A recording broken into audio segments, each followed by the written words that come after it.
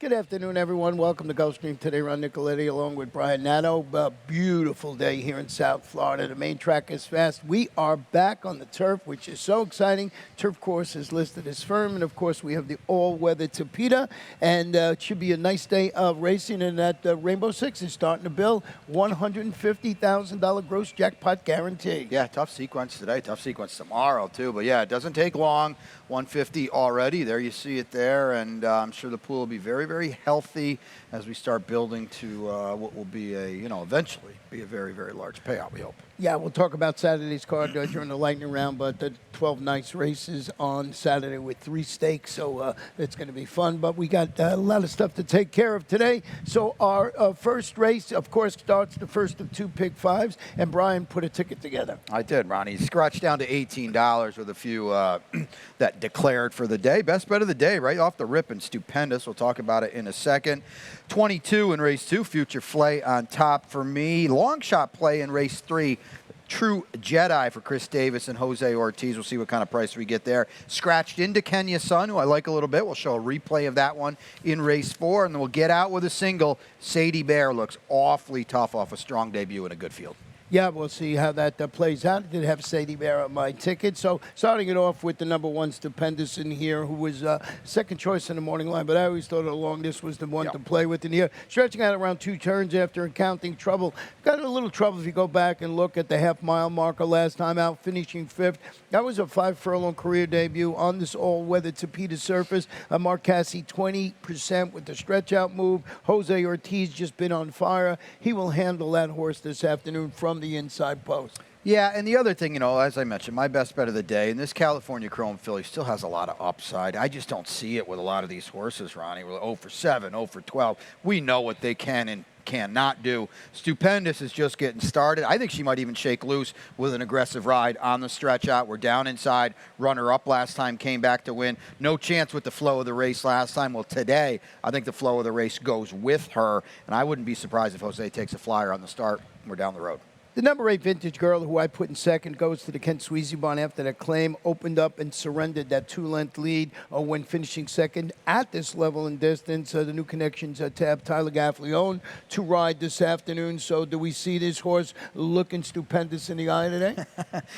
She could be close, yeah, and she's got to go a little bit from this outside draw. Kent doesn't claim a lot of horses, so there's some significance to that. She ran well last time. She also gave up a big length, not a big length lead, but she was clear late and gave it up. That always worries me a little bit. The number, who do you have at second? The number 5, and that is Nana Fanny. Nana Fanny on a little bit of a drop here and gets back to the Tapeta. And I will say this, the last time she ran on the Tapeta, she was facing much better in for 50. So there's no one like that in here. Maybe that helps her a little bit. She's probably going to be mid-pack. She wasn't that far off, a pretty hot pace 2-back. She's a player in here. Let's go to race number 2 this afternoon. We're going to be on the fast main track. I need 7 furlongs, claimers, fillies, and mares. 4 and up non-winners of 3 races in life. $6,250. Scratch the 3 and scratch the number 7 horse in here, Miss Italy. And I went with, kick it off here with the number 8, Lunar Blast, who goes to the Kent Sweezy Barn after the claim. Kent jumping in and getting a couple of horses off the claim today. Stretches out to 7/8. Rallied 4 wide to finish second against Simler, going 6 furlongs. Just thought this was the logical one in there. Miguel Vasquez in the saddle. Yeah, no surprise at all here. And Kent does a good job. If there's a worry, I don't want to see her drop as far back as she did last time. I'd rather see the trip she pulled 2 and 3 back where she's close. We know on this main track you don't want to let horses get too far away from you.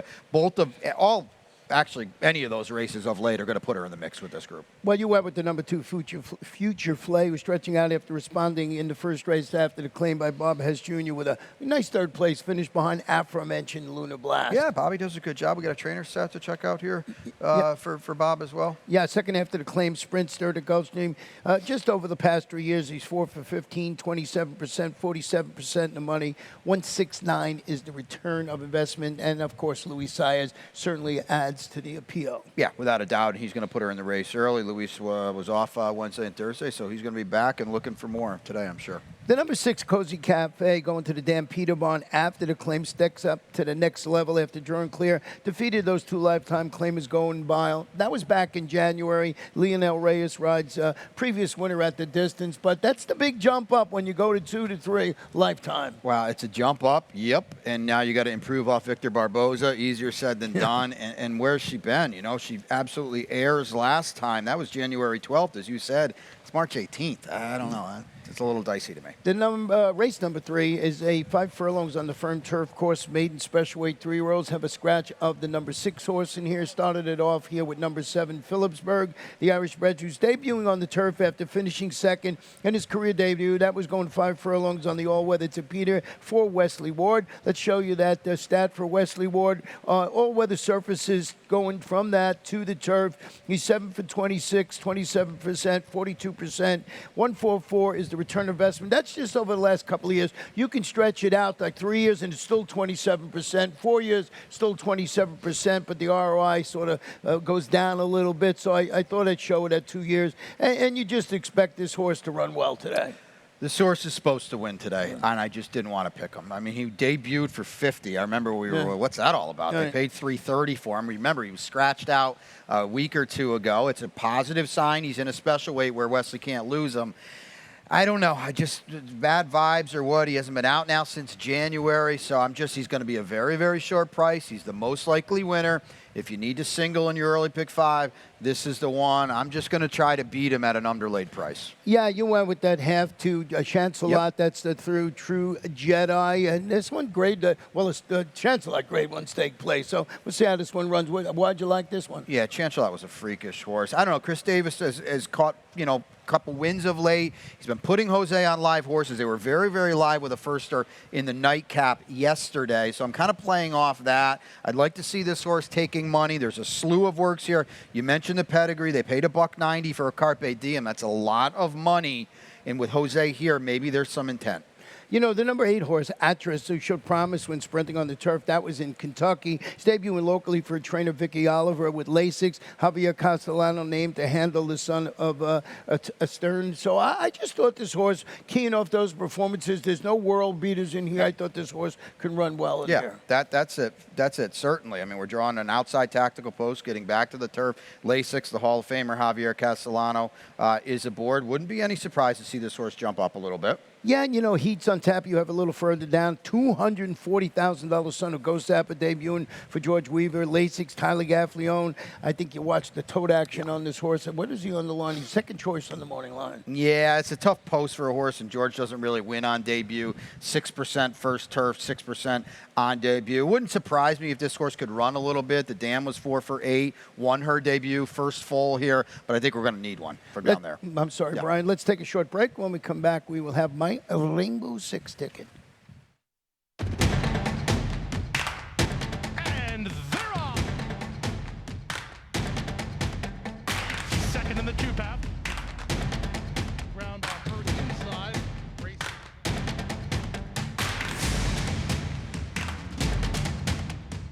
Got a quarter of a mile to go, and he's 6 on top. Last of the 12 as they roll into the backstretch.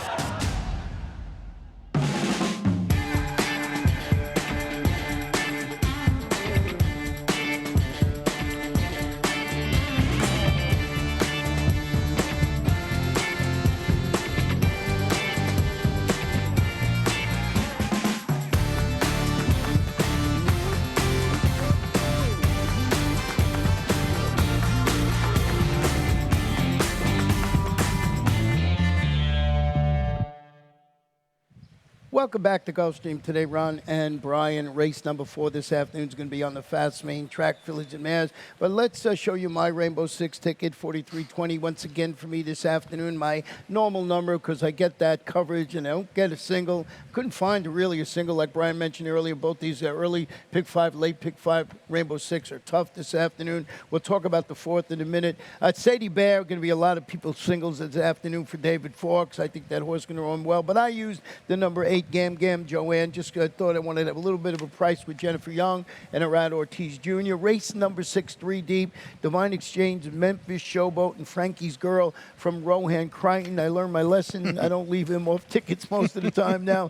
The 7th race, I went with the 2 Classic Film and the 4 Skywalking. I think those are logical contenders. In race number 8, I needed some covering in here. I know a lot of people are going to bet Join the Dots $700,000 of Medaglia d'Oro, but I used Miss Michaela and Princess Betty in that race. And in the last race, my long shot is Run Leah Run, who broke his maiden sprinting on the turf here last August. Keying off that, trying to get a little bit of a price in the nightcap. 43-20, $150,000 gross jackpot guarantee.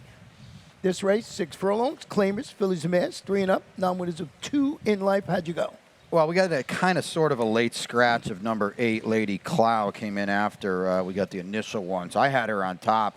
So I scratch now into the 2, Kenya Sung. It's going to be our first replay of the day as well. And she's going to be the 4 here. And she's going to completely blow the turn. And I don't think she was going to win or anything like that, but she would have been closer, and she kind of gathered herself and was okay. I thought this was a decent effort. I mean, you know, the winner, you see Cozy Cafe is going to run off the screen at 2-5, and she couldn't lose. And I understand that, well, Gaga Olala, who did beat her, is out now as well. But watch her just go, whoa, this is not the plan here. And so she's kind of running sideways as much as she's running forward. And she actually gathers herself and puts it all together a little bit and runs on. So hopefully we'll be on better behavior today, Ronnie. And Victor Barboza's quietly had a very, very nice championship meet, and she just misses 3rd. She could have gotten 2nd. I mean, you know, if she had run straight, it's within the realm of possibility. I'm just hoping she behaves a little better. She could be a square price, too. I went with the number 4, Yugita Queen. I did have Lady Clout in 2nd, but I always had this one on top. Was turning back to 6 furlongs. This one vied for lead, finished 2nd before being disqualified, and placed 3rd against this level of competition, going 6.5 for Victor Barboza Jr. Arad Ortiz Jr. atop this Daughter of Leon's map. Like this horse, a little bit more now with the scratch of both the 7 and the 8. And here, Lady, as you mentioned, Gaga Olala also out this afternoon. So Yugita Queen on top for me. Morning line favorite. Yes, morning line favorite. Yeah, and she's the much more likely winner of the Barboza duo. I'll readily admit that. She's tough in here. Well, the number 9, Lady Mechanic, is interesting. Was placed 2nd at 14-1 in front of Yugita Queen last out. Renews the rivalry at 3/4 of a mile. Sol Matos, Marcos Meneses. Now, I had this horse further down, but with the scratch of Lady Cloud moved it up. You know, this horse was lucky to get placed 2nd, but hey, try Super. Maybe you throw it on in there. I agree. She's well drawn. She's tactical. If they get some hitting in front of her down inside, maybe she picks up some pieces. Not impossible, but I kind of tend to agree with what Ronnie's saying. Maybe for a little bit of a minor slice. And that horse you have in 2nd, She's Savage. Here's the key. Moves to the Jose D'Angelo barn and drops to the 6,250 level. He's dropping, but Jose seems to be placing his horses where they can win. That's why he's batting about 28% first off the claim or something like that. Yes, and we're also back on the dirt today, too, after a no-show on the Tapeta for Ravelli. Let's go to race number 5 this afternoon, 5.5 furlongs. These are maiden special weight state bred filly. 3-year-olds in the race. Nice, a full field of 10. Kick off our final pick 5 of Friday afternoon. And let's see your ticket. Another $18 ticket. There's no scratches in this one. It always was 18. We'll talk about the single Sadie Bear in a second. We've got spreads in race 6 with the number 4, Frankie's Girl, on top for me. We've got a replay of that one coming up. Number 7, Superposition in the 7th. 84. Join the Dots. I'm going to, she looks very, very tough to me at a very, very short number. And then the finale, I don't have a strong opinion. You got a long shot in there? Is that your race? Run, Lee, Run. Okay. I just thought this horse would run well for Ronnie Spats. I've got Law of the Land on top in a spread race for me. Well, getting back to this 5th race, which is going to be run at 5.5 furlongs, as I mentioned, maiden special weight state bred fillies. Full field of 10, Sadie Bear. It looks like the major player in here. We'll take a look at her replay. She was good. She was bet that day, too.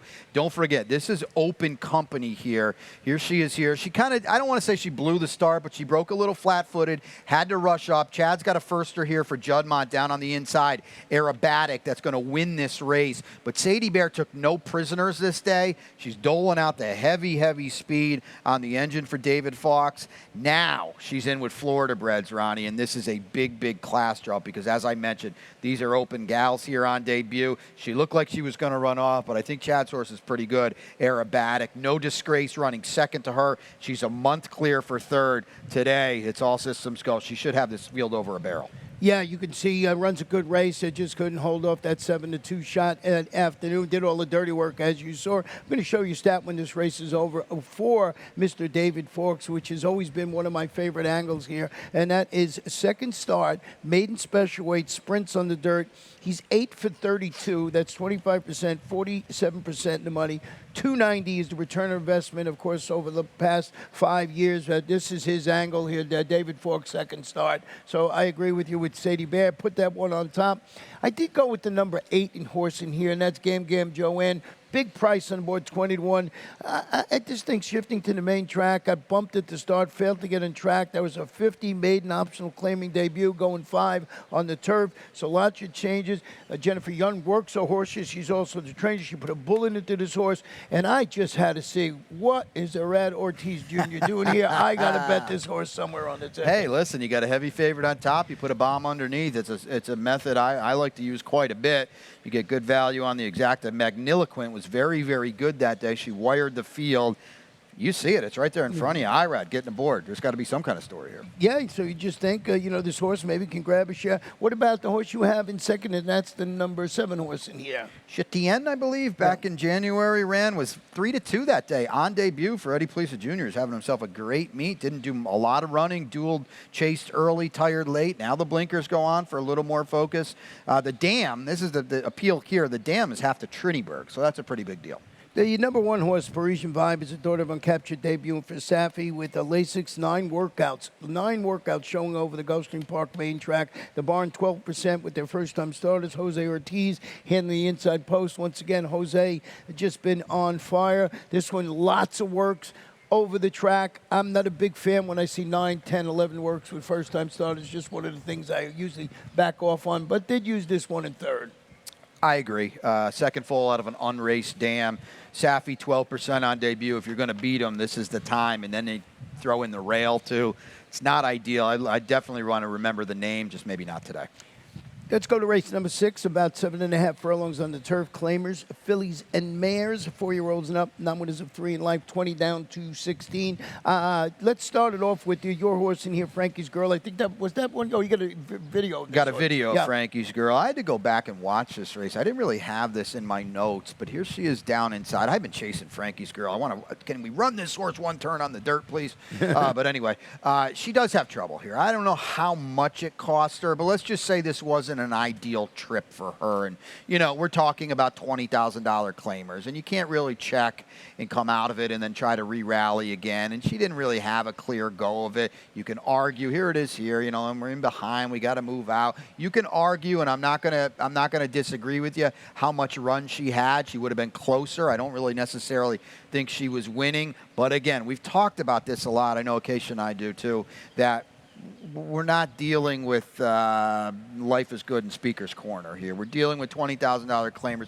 They don't have gears like those horses do. When that happens, it's harder for those horses to re-rally, to re-break, to re-engage. I thought she ran well. I think she's a horse that has a good race in her. I don't know if 2 turns on the turf is it. I want to see her run 1 turn on the dirt, but I'll come back to her here. Louis Sayers in the saddle. I did go with Divine Exchange, who goes to the Jorge Delgado barn after the claim, breaks from the rail again, stalked the pace, finished second. It was against this familiar competition. You were just watching a couple of those races. The barn, 34% with new claims. Javier Castellano, inside draw this afternoon. Yeah, there's a lot to like here. You mentioned it, 34%. You want to be in tight here, going 7.5. You can't have a bad outside post here. We got the Hall of Famer Javier aboard, and Jorge Delgado off the claim is just on point. And the number 6, Memphis Showboat, is turning back slightly to the 7.5. Took the overland route last time out, rallied 6 wide to finish third. Behind aforementioned Divine Exchange, going a mile for Bill Downing.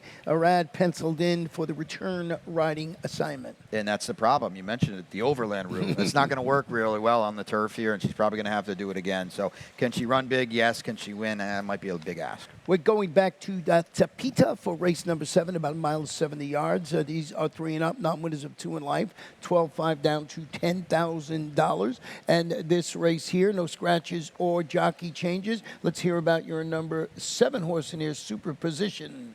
Well, we've got some speed to the inside with the one Valhalla Air Base, and Major Remo will probably be pressing or chasing, and so it puts Superposition in the right spot off the claim for Aubrey Mirage. Barnes having a very very, very good championship meet. I would think we're going to get some square, 3-1. Okay, it's not great value, but we're going to try to claim this one off Antonio Sano and improve it. It's got to turn the tables on a few in here, but I think he can move forward off the claim. I went with the number 2 in here that you didn't use, and I didn't use the 7 all the way further down, so we're a little different here. I went with Classic Film, who goes to the Steve Caceres barn after the claim, followed the solid 12-5 maiden victory. Stalking weekend 6, going a mile 70 yards on the speeder. It looks like to me like maybe it's a bounce rebound performance with Luis Saez. I think Steve Caceres will show us that later today, like 21% with this type of move or something like that. So I'm just looking for a bit. I don't know if he's a price or not in here. He's a 4th choice on the board. And then we both had some interest in Skywalking, who's hoping to get away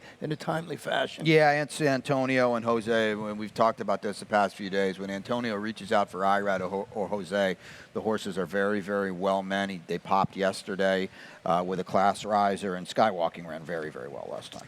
Race number 8 this afternoon is a 1 mile allowance optional claimer. Fillies and mares, 4-year-olds and up. The optional claiming price $25,000.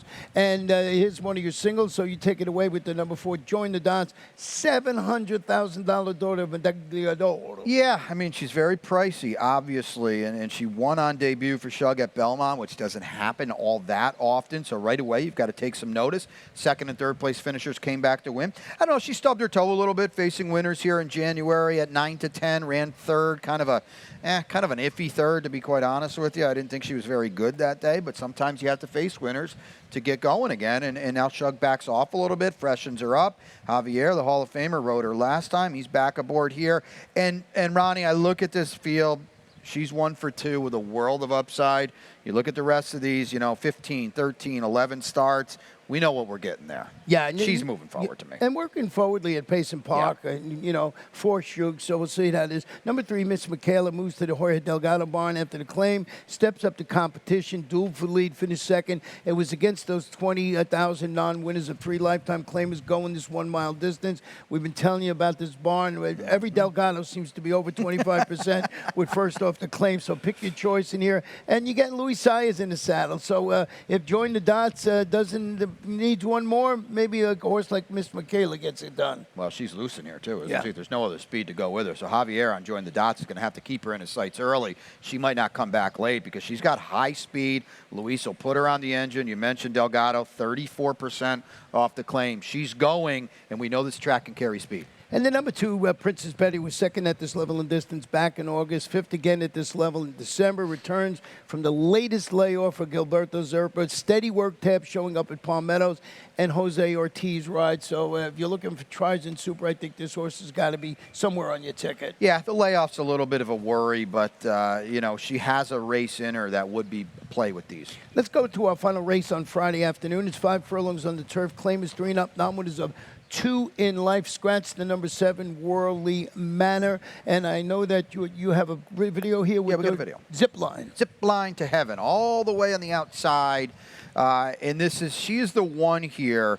The finishing order, is 4-6-1. So right away you get the flow of the race. The winners, Scotty Brown was good that day. It put him on the lead, which was a little bit of a surprise. Here's Determined Fury, the even money favorite, Stalking.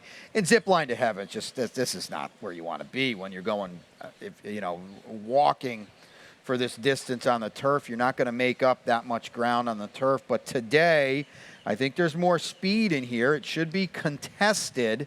I would like to think Marcos Meneses puts this one, keeps him in tune to the early pace.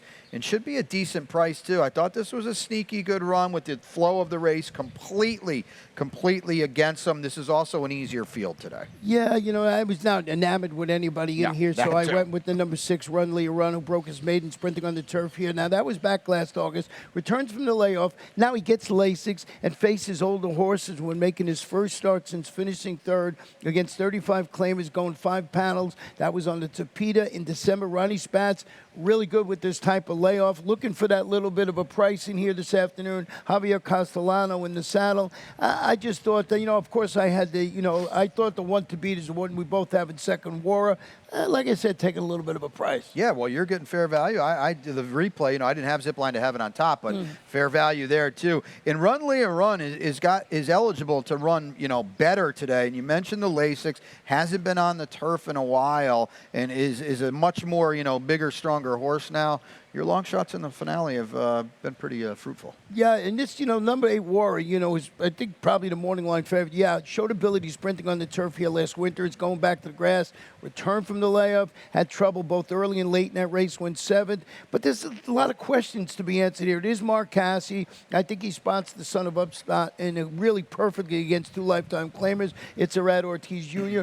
But, there's stops and goes in this horse, so this is where you try and look for a little bit of a price. You know what else there is in this horse, or there isn't? Speed. Yeah. And this horse might have to close from last, and we just talked about it. I don't want to have to take a short price on a horse that might have to pass them all, going a very snappy 5 on this turf course. Great way to end the day with a wide-open turf race, and that is, of course, we're not done yet. We still have the lightning round here, and, of course, what's today? Friday, right?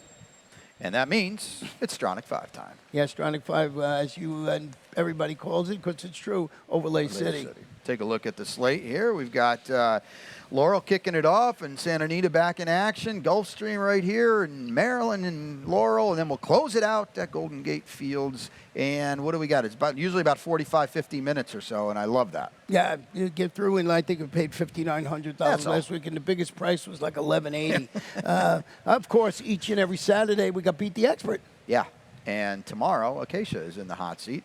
Acacia Clement. Acacia Clement, yep. And so it's fun. You got to play. You go on to the Gulfstream Park website. You click on the contest page, put your selections in. Tomorrow we got 12 races. See if you can beat Acacia. Always a lot of fun. And the Beat the Expert shirts this year are very nice. They're gray. They look really good. We love giving them out. Yeah, so that's something we got going on tomorrow. And next up, this guy Jose Ortiz is okay if you're not familiar with him. Yeah. He's been really okay the last couple days. White hot this week. Here he is winning one of 7 on the first 2 racing days of the week, I should say. Yeah, he's just been riding great. Talking about that, he beat my long shot the other day. He slipped through on the rail on, I think it was Wednesday, I believe it was. So he's just riding great form. He's doing a fantastic job. And, I was looking, and his win percentage since he's, over the last month or so is better than anybody else's win percentage. So, you can't go wrong with any Ortiz, but he's been riding in good form. Delgado's, the Ortiz, can't go wrong with any of them, right? Well, they've been sort of running the roost here.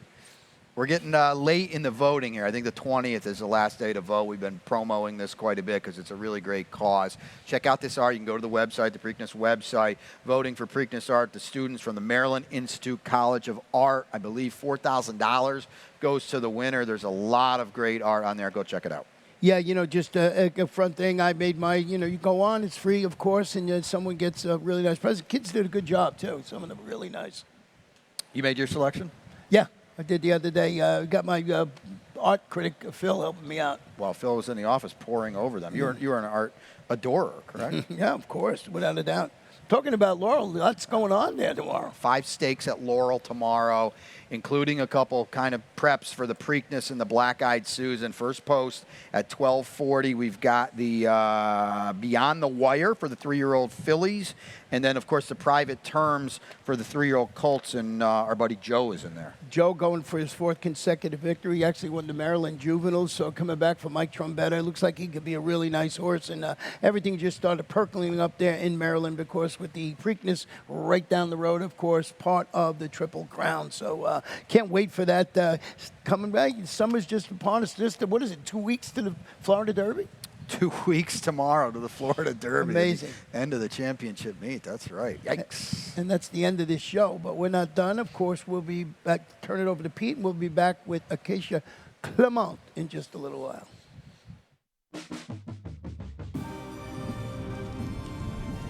I remember the first time I came to Gulfstream, it was like this big fairy tale place. We back. Northern Dancer, winner of the Florida Derby. Yeah. All the history, all these great horses, trainers, jockeys. It is Barbaro to the final furlong. He is a neck in front. Barbaro wins! It was everything that I ever dreamed of. Sunday silence surges to the front. First day, opening day of the championship meet, I was kind of starstruck. You're watching LeBron James, and then next thing you know, you're playing basketball against him. That's how I felt when I'm riding with Donnie V, riding with Irad, Luis. So many famous people come, Post Malone, Pharrell, J-Lo was there. It's epic. The weather is beautiful. The facility is phenomenal. It's all about Knicks Go. Knicks Go makes it 4 in a row. It's one of the most beautiful tracks in the country, surrounded by some of the greatest horses and riders. It's amazing.